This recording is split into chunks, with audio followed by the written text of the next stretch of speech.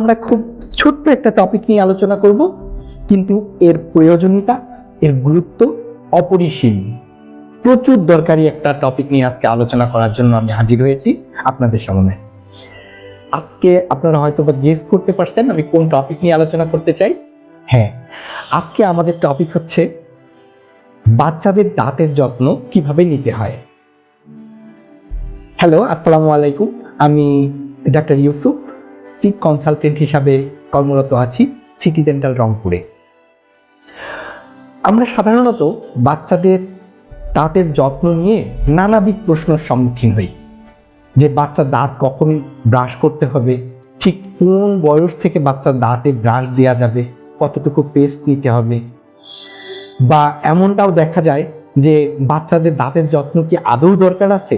এরকম নানাবিধ প্রশ্নের সম্মুখীন হই আমরা। হ্যাঁ, আজকে চলুন তাহলে পুরো টপিকটা নিয়ে আমরা আলোচনা করার চেষ্টা করি। বাচ্চাদের দাঁতের যত্ন শুরু হয় যখন বাচ্চাদের দাঁত মুখে আসেনি, ঠিক সেই সময় থেকে। ব্যাপারটা কিরকম?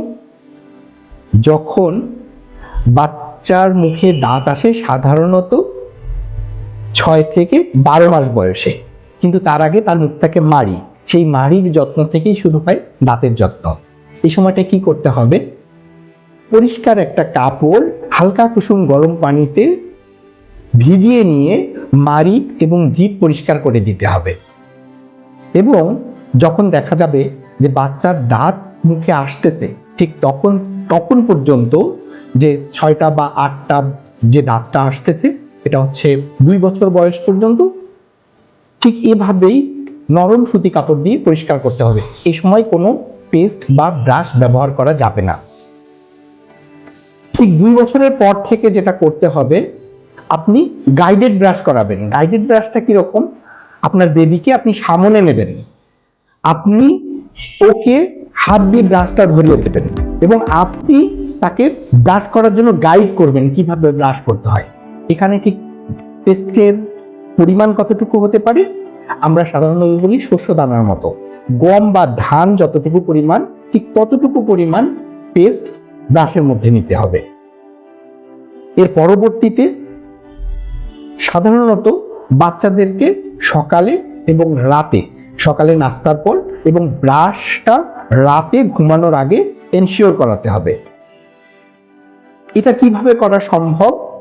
আপনারা রুটিন করে সকালে এবং রাতে ফ্যামিলির সবাই একসঙ্গে ব্রাশ করার চেষ্টা করবেন। এতে করে হয় কি, বাচ্চারা ইন্সপায়ার্ড হয়, বাচ্চারা ব্রাশ করার একটা নিয়মের মধ্যে চলে যায়। একদম ছোট বেবিদের জন্য আপনি যে ব্রাশটা সিলেক্ট করতে পারেন সেটা হচ্ছে সিলিকন ফিঙ্গার টিপ ব্রাশ। এই ব্রাশটা দিয়ে অনায়াসই বাচ্চাদের দাঁতটা পরিষ্কার করা সম্ভব। আর বাচ্চাদেরকে যখন যে ব্রাশটা দেবেন, সেটার ব্রিসলগুলো যে জায়গাটায় থাকে সে জায়গাটা একটু ছোট পরিমাণের হবে এবং হ্যান্ডেলটা একটু লুক্রেটিভ হবে, যাতে বাচ্চারা ব্রাশ করার জন্য আগ্রহ বোধ করে। সাধারণত আমরা দেখি যে ঠিক একই পরিবারের মধ্যে বড়রা যে পেস্টটা ব্যবহার করে, ঠিক ছোটরাও সেম পেস্ট ব্যবহার করছে। এটা কখনোই করা যাবে না। কারণ কি, আপনার হচ্ছে পেস্টের মধ্যে সাধারণত ফ্লোরাইডের উপর ভিত্তি করে বড়দের এবং ছোটদের পেস্ট ভাগ করা থাকে। আরেকটা বিষয় যেটা আমাদেরকে সব সময়ের জন্য উদ্বিগ্ন করে, সেটা হচ্ছে বাচ্চারা সাধারণত যে খাবারগুলো পছন্দ করে, চকলেট, আইসক্রিম বা চুইংগাম, স্টিকি জাতীয় খাবার, এগুলো খেলে দাঁতের মধ্যে দীর্ঘক্ষণ যদি দাঁতে থাকে তাহলে ক্যাভিটি হওয়ার প্রবণতা বাড়ে। এর পরিবর্তে বাচ্চারা কি খেতে পারে? এর পরিবর্তে বাচ্চারা খেতে পারে ফাইবার জাতীয় ফুড, যেমন আপেল খেতে পারে, বাচ্চারা সুগার ক্যান, ইক্ষু খেতে পারে, আবার বাচ্চারা পেয়ারা খেতে পারে।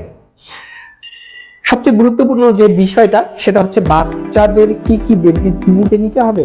হ্যাঁ, বাচ্চাদেরকে ডেন্টিস্ট ভিজিটে নিতে হবে। এটা বছরে 1বার বা 2বার, 6 মাস অন্তর ডেন্টিস্টের কাছে নিয়ে গেলে যে ব্যাপারটা হবে, ডেন্টিস্ট ভিজিটে আপনি বুঝতে পারবেন যে কোনো দাঁতে কোনো রকমের প্রবলেম হচ্ছে কিনা। কারণ দাঁতের ট্রিটমেন্টগুলো সাধারণত শুরুতে যদি আপনি কমপ্লিট করার চেষ্টা করেন, তাহলে ভয়াবহ এবং মারাত্মক ইনফেকশনের হাত থেকে আপনি বেঁচে যাবেন।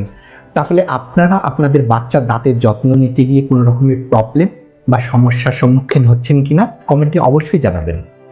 তাহলে দেখা হচ্ছে নেক্সট কোনো ভিডিওতে নতুন কোনো টপিক নিয়ে। সেই সময়ের জন্য সকলেই ভালো থাকবেন, নিজের দাঁতের যত্ন নেবেন এবং পরিবারের সকলের দাঁতের যত্ন নিতে উৎসাহিত করবেন। আসসালামু আলাইকুম।